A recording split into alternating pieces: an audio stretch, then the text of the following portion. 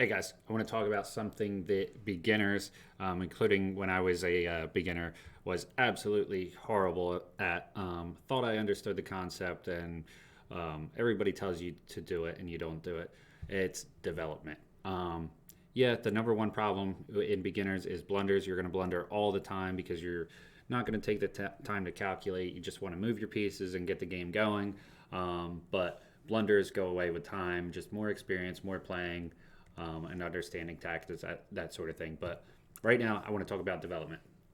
So I came up with a little idea, a way to explain it with SWAT chess. Think of the black and white pieces as two different SWAT teams that are entering a building that is being constructed kind of as you move your pieces. You know, your pawns are kind of creating the hallways and corridors, the way they open and things like that.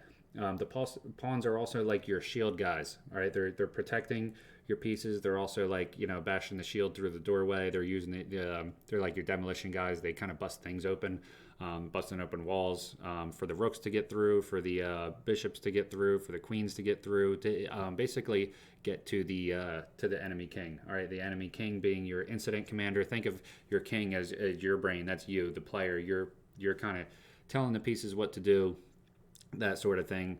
And eventually you might have to get into the game. Typically in the end game is when the king would get involved. But let's see how this game goes. This game is just showing how to develop, how to properly develop, and not the stuff that I used to do when I was a beginner, where you just want to throw your pieces out there. You don't want to throw your pieces out there by themselves. That's how they get killed. All right, so you want to send your whole SWAT team in, not just a few guys, and try to clean up with just that. So we have e4, e5, knight, f3. Right away, develop a pawn, develop a knight, develop a bishop. That's a good order to go in. It's not the only way, but it's a great way to start out. So you have the knight here going after the pawn, trying to break things open. Your knights make excellent pieces for clearing the way for other pieces, and also blockading. They make great outposts. A blockade, that just means when it's standing in front of a pawn, preventing it from being able to move. All right, so right now, if my knight was here instead of this pawn, that would be a blockade because it's preventing this one from coming forward. And also an outpost.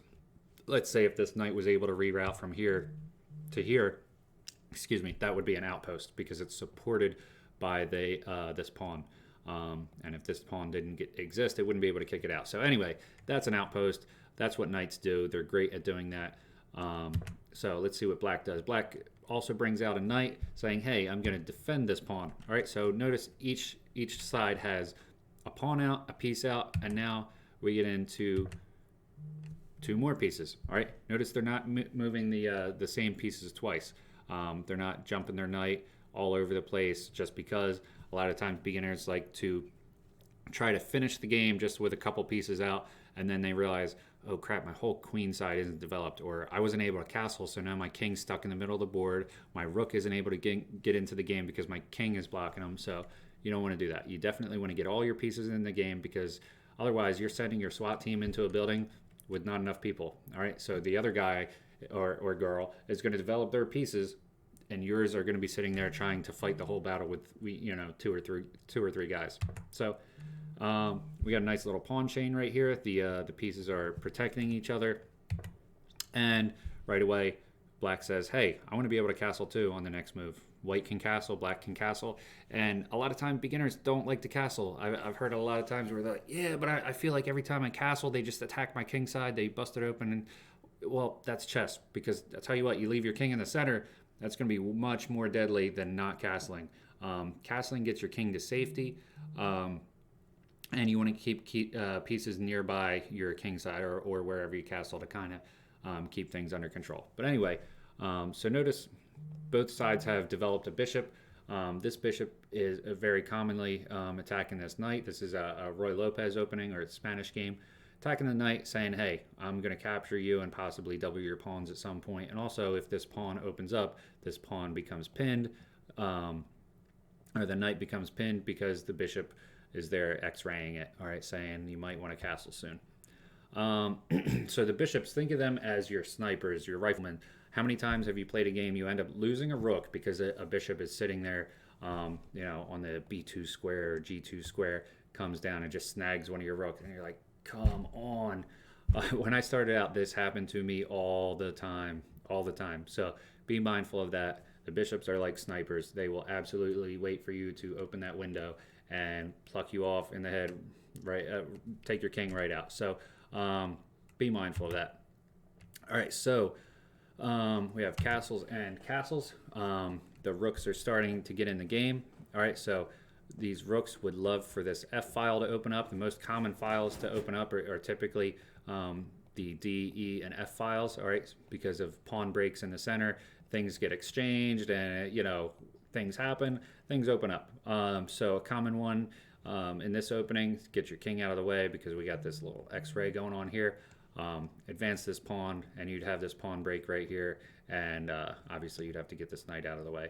But, busting things open on the F file because you want to cause some damage here, get your rook influencing this file toward the king.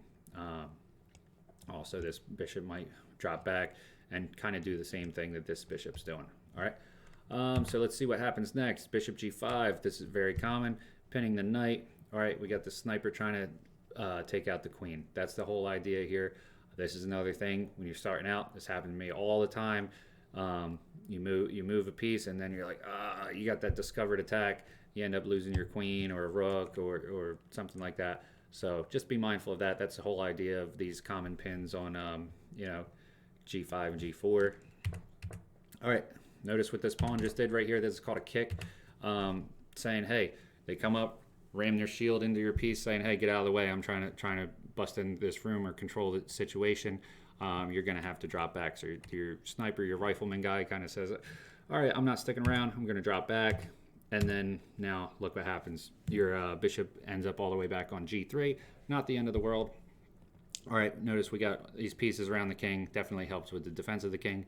But now it's about to, as Daniel Naroditsky says, bite on granite. Because all it takes is to match the pawn chain. All right, notice white already has the pawn chain. If black matches the pawn chain here, you're going to be biting on granite. Nothing's going to happen.